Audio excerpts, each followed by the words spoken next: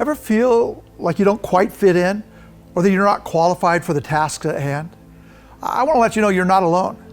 I think many of us experience moments of doubt, wondering if we're capable of achieving what might seem impossible. But what if I told you that God often chooses the unlikely and the unqualified to fulfill His divine purposes? This is the heart of last weekend's At the Movie sermon.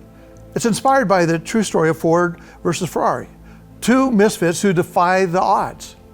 In the 1960s, racing is dominated by Ferrari, and it's leaving Ford in the dust. So now enters Carroll Shelby and Ken Miles, two very unconventional figures who don't quite fit the corporate mold. Yet it's their unique talents and their resiliency that lead to an incredible victory at Le Mans. This story, I believe, mirrors a profound biblical truth found in 1 Corinthians chapter 1, in verses 26 through 29.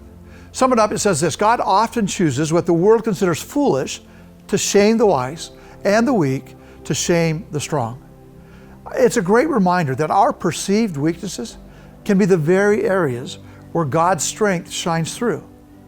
The disciples of Jesus, they're just a ragtag group of fishermen and tax collectors, far from the religious elite, and yet they're chosen to spread the gospel, and they change the world.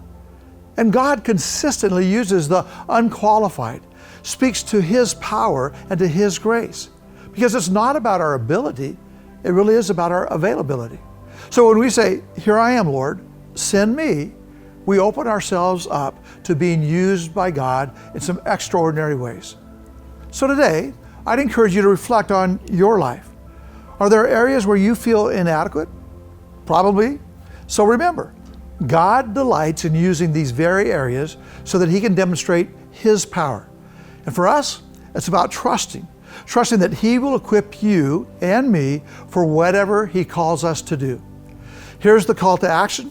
I'm going to invite you to embrace your unique qualities and trust that God can use them for His glory. So I'm asking you to take a step of faith, whether it's volunteering for a new ministry or it's reaching out to someone in need. Let God's strength be made perfect in your weakness. Have a great day.